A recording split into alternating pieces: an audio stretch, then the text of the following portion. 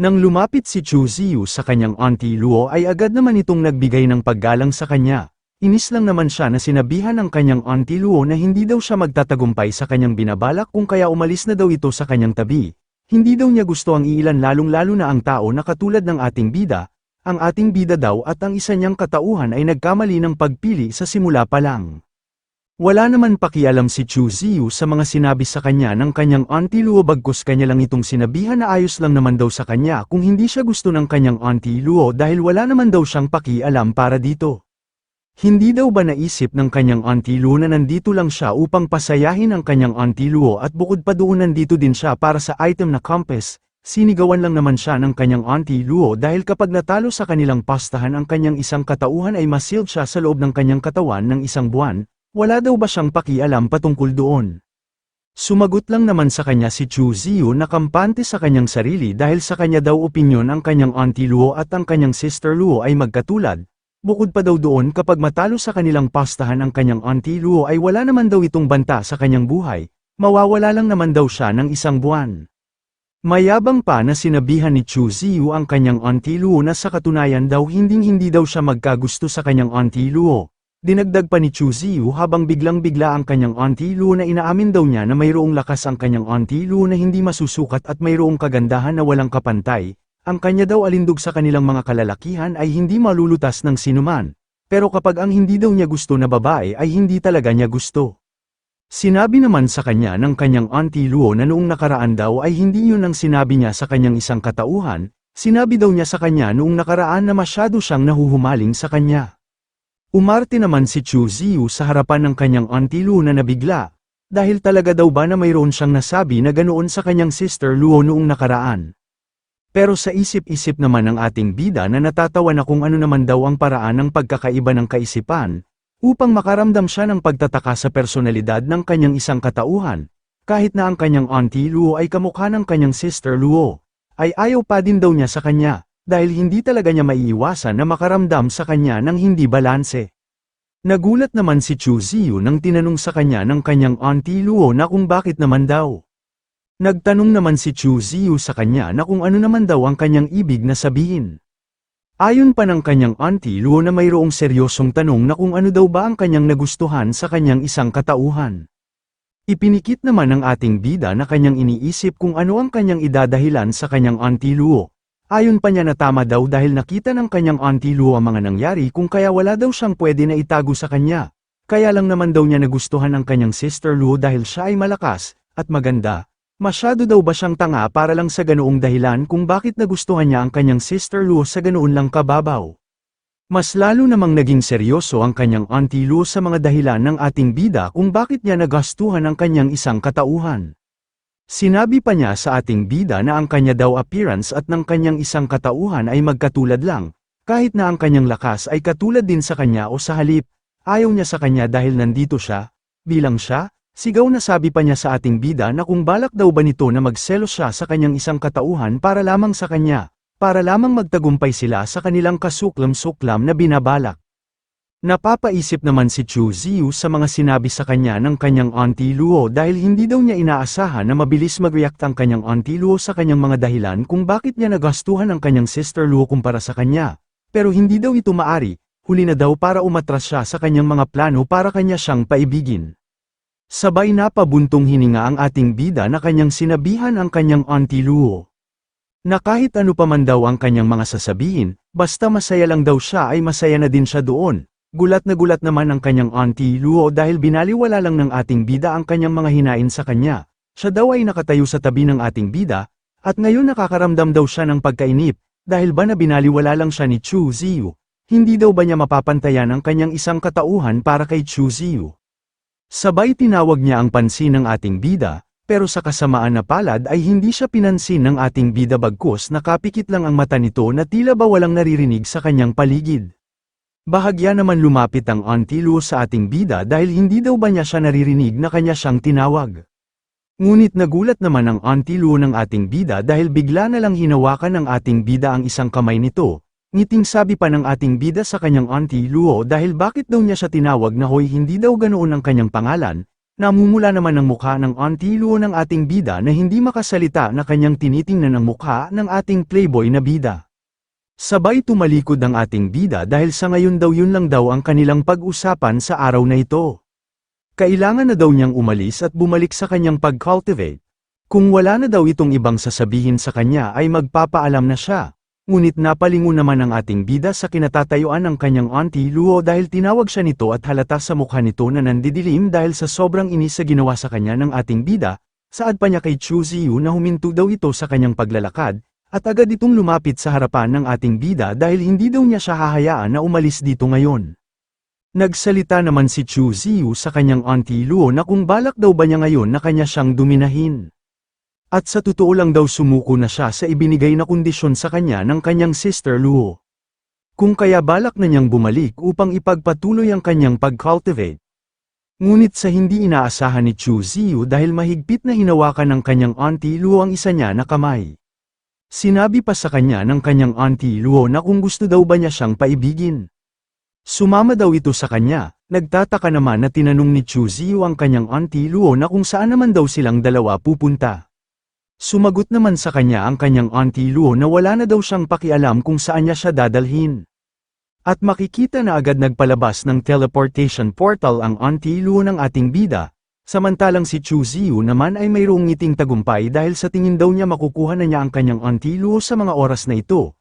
At isa pa ang karaniwan daw naman daragit ay karaniwan na lumilitaw bilang isang biktima, at kahit na wala daw siyang pagkakataon para maging isa siyang biktima, dapat daw lumikha siya sa kanyang sarili upang maging biktima. Makalipas ang 4 na oras pinakita sa eksena si Meng Dai na hindi mapakali sa loob ng kanyang silid, at ito ay napapaisip dahil masyado daw weird ang mga nangyari ngayon, dahil karaniwan naman daw na kanyang nararamdaman ang kanyang manyakol na disciple kapag nagpapakita siya dito sa kanyang kinaroroonan ngayon, bakit daw hindi pa niya siya binabati dito ngayon? Nagulat naman si Meng Dai dahil bigla siyang binati ni Qin Yi na nakangiti na mayroong dalang pagkain, at kanya na lang nasabi habang kanyang pinagmamasdan si Qin Yi na hindi na daw ito masama dahil ang pag-unlad daw ng bata na ito ay masyadong mabilis, siya daw ay umabot na sa Divine Bridge stage. Sabay tinanong ni Meng Dai si Qin Yi na kung nasaan na daw ngayon ang kanyang master, sinabi naman sa kanya ni Qin Yi na umalis daw kanina ang kanyang uncle.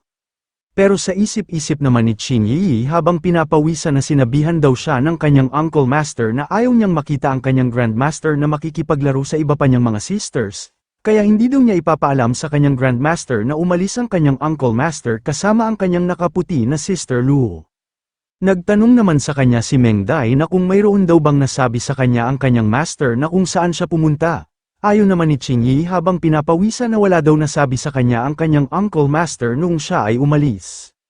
Napabuntong hininga naman si Meng Dai dahil ano naman daw ang kanyang pakialam kung hindi pupunta dito ngayon ang kanyang manyakol na disciple, sabay nakangiti na tinanong ni Meng Dai si Qin Yi na kung nandito din daw ba si Luo Qingyu, dahil mayroon daw siya sanang mahalagang bagay na gustong pag-usapan sa kanya. Halos naging bato naman na sumagot si Qin Yi na wala din daw dito ang kanyang sister Luo. Makikita naman ang selosa na si Meng Dai na mayroong pangit na ngiti na kanya na naman tinanong si Qin Yi na kung magkasama daw ba ang dalawa kanina na umalis, nagpapalusot naman si Qin Yi na kanyang sinabihan si Meng Dai na sa katunayan daw hindi sila magkasama dalawa na umalis dahil ang kanyang uncle ay umalis kaninang umaga bago pa lang sumikat ang araw, samantalang ang kanyang sister Luo ay bago pa lang umalis. At dako naman tayo sa Southern Realm sa Zufeng City, dito makikita si Chu Ziyu na masyadong inaantok. Habang kasama niya na naglalakad ang kanyang Auntie Luo, napalingon naman ang Auntie Luo ng ating bida na kanyang pinagmamasdan si Chu Ziyu. Dahil ano daw ba ang ibig sabihin ng ikinikilos nitong si Chu Ziyu?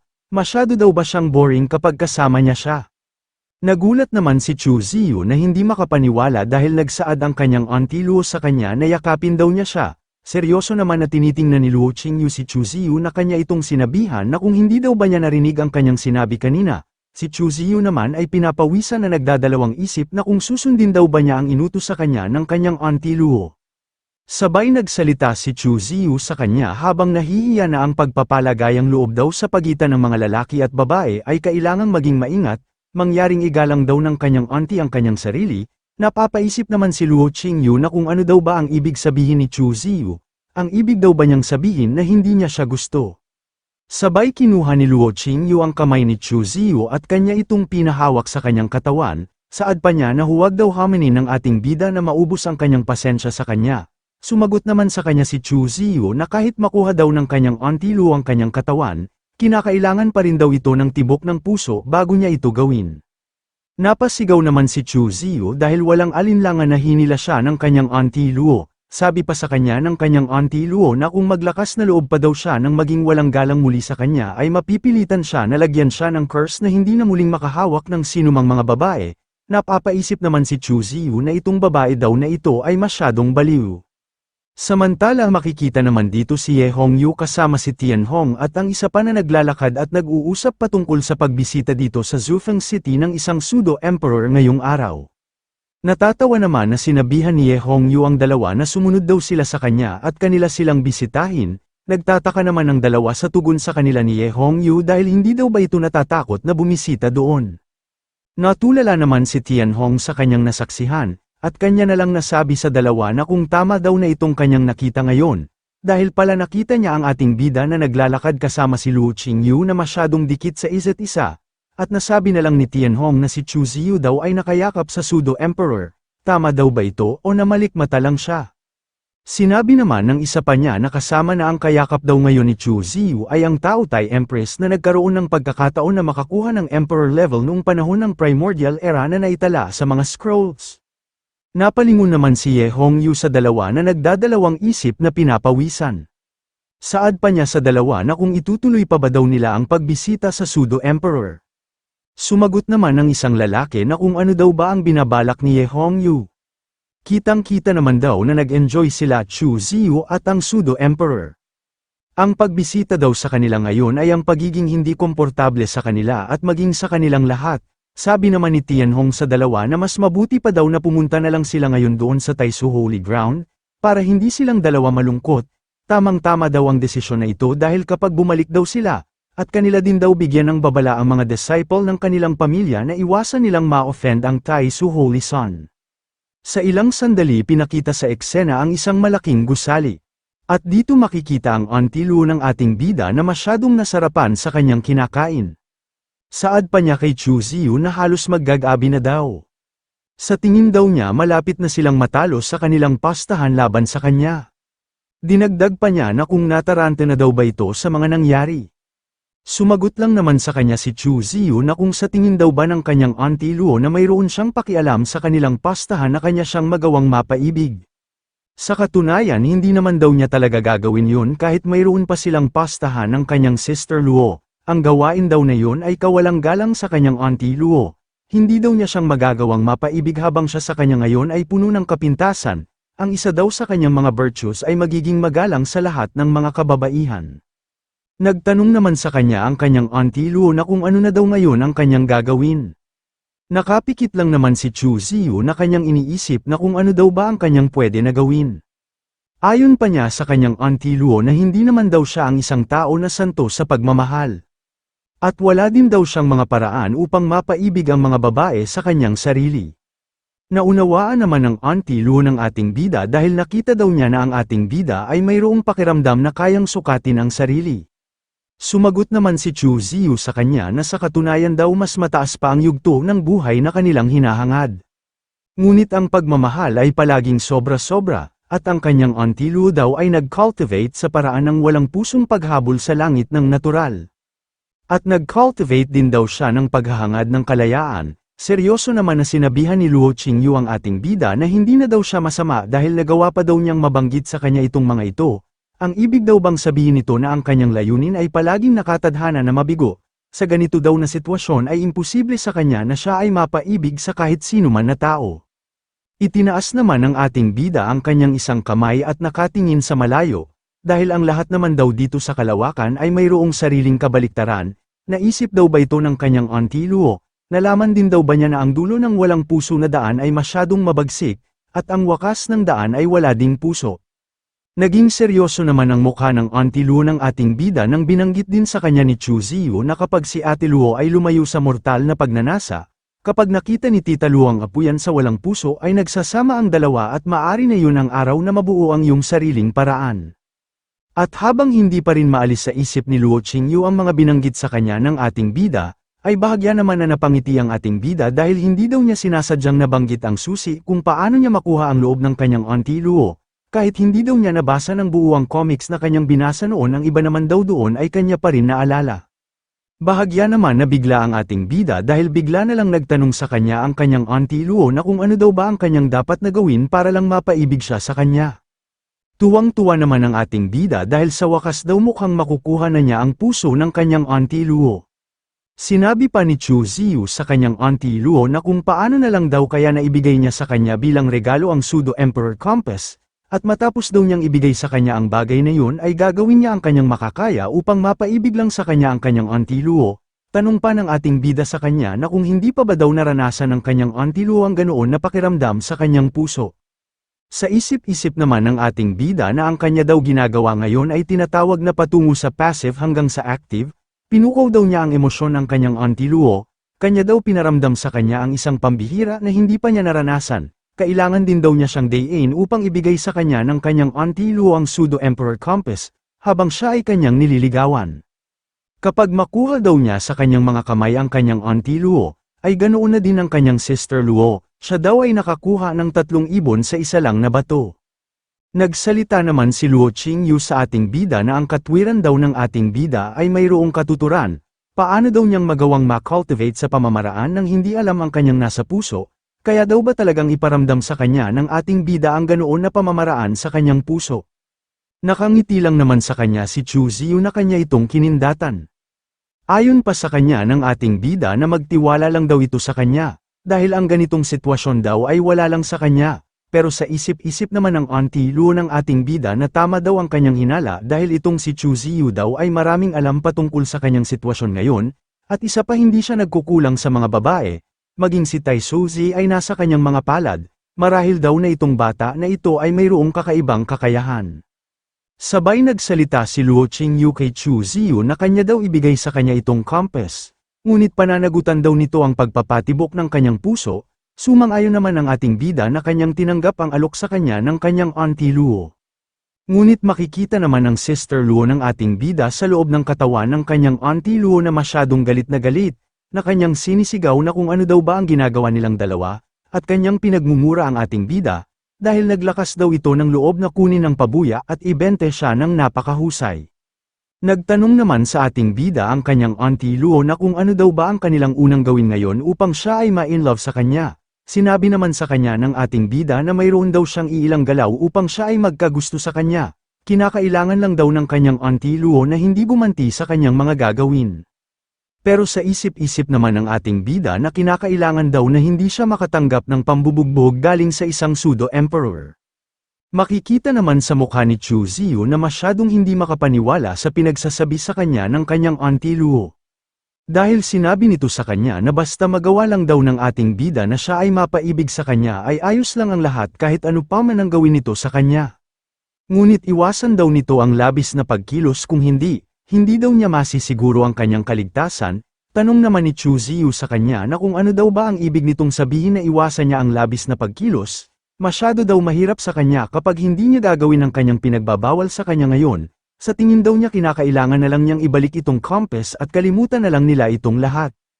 Nagulat naman si Chu Ziyu na natulala na hindi makapagsalita dahil ipinikit ng kanyang Auntie Luo ang kanyang mga mata at ito ay nagsaad sa ating bida na ang ibig lang naman daw niyang sabihin na huwag nilang dalawa na gawin ang nakakahiya na bagay katulad ng madalas nilang ginagawa ng kanyang master.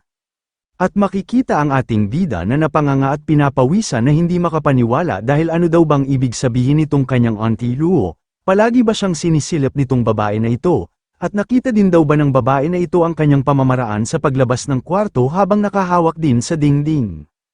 Nahihiya naman na sinabi ng Auntie Luo ng ating bida na hindi naman daw siya ang tumingin sa lahat niyang ginagawa kung hindi ang isa niya nakatauhan. Napahawak naman si Chu Ziyu sa kanyang mukha na hindi makapaniwala. At kanyang sinabi sa kanyang Auntie Luo na kung ilang beses na daw nila siyang nakita na ginawa ang ganoon na bagay. Ayon naman sa kanya ng kanyang Auntie Luo na alam din daw nila na siya daw ay palaging nakahawak sa dingding tuwing siya ay lumalabas sa kanyang kwarto. Dinagdag pa niya sa ating bida na nakita daw nila ang ganoon noong siya ay isa ng Primordial Sacred Constitution. Pero ang kanya lang daw pinagtataka dahil bakit daw masyado itong maraming stamina upang makipagsabayan sa kanyang master. Sumagot naman sa kanya si Chu Ziyu na nagawa lang naman daw niya ang ganoon dahil sa pagsil niya ng cultivation. Nagtanong naman sa ating bida ang kanyang Auntie Luo na hindi daw ba tinataka ng kanyang master ang kanyang cultivation. Naiinis naman si Chu Ziyu sa kanyang Auntie Luo dahil masyado daw itong maraming katanungan sa kanya. Sabay binago na nga ng ating bida ang kanilang pinag-usapan. Ngayon daw ay kanilang talakayin kung paano niya mapaibig sa kanya ang kanyang Auntie Luo. Tanong naman sa kanya ni Luo Qingyu na kung mayroon na daw ba itong alam kung paano siya paibigin. Hindi naman tumugon sa kanya si Chu Ziyu bagkos nakangiti lang ito na kanyang niyakap ang kanyang Auntie Luo. At sabay tanong na sa ganito daw na pamamaraan ay mayroon na daw ba siyang nararamdaman sa kanya. Ngunit makikita naman sa mukha ng kanyang Auntie Luo na wala talagang nararamdaman sa pagyakap sa kanya ng ating bida. Dahil doon ay inilapit ng ating bida ang kanyang bibig sa labi ng kanyang Auntie Luo upang ito na naman daw ang kanyang subukan. At makikita na hinalikan na nga ni Chu Ziyu ang kanyang Auntie Luo ng walang pag-alinlangan, sa isip-isip naman ng ating manyakol na bida na sobrang tamis at ang lamig daw ang halik ng kanyang Auntie Luo, ito daw ay masyadong masarap sa kanyang pakiramdam. Ngunit sa kaloob-looban naman ni Luo Qingyu ay makikita ang Sister Luo ng ating bida na masyadong inis na inis sa kanilang ginagawa dahil nawalan na daw ang kanyang unang halik dahil naunahan siya ng kanyang isang katauhan. Matapos nilang maghalikan ng ating bida ay nagsalita naman sa ating bida ang kanyang Auntie Luo na kahit ginawa na daw nilang dalawa ang ganoon ay wala pa rin siyang nararamdaman para sa ating bida. Ayon naman sa kanya ni Chu Ziyu na sa tingin daw niya kinakailangan lang nilang dalawa na paulit-ulitin ang ganoong gawain hanggang maramdaman ng kanyang Auntie Luo na parang na-inlove na siya sa kanya. At naisip din daw niya na kung paano na lang daw kaya na sumama na lang daw sa kanya ang kanyang Auntie Luo sa ibang lugar. Sa susunod na araw, pinapangako daw niya sa kanyang Auntie Luo na doon ay mapaibig na ito sa kanya. Napapaisip naman ang kanyang Auntie Luo kung tatanggapin ba niya ang ibinigay na alok sa kanya ni Chu Ziyu.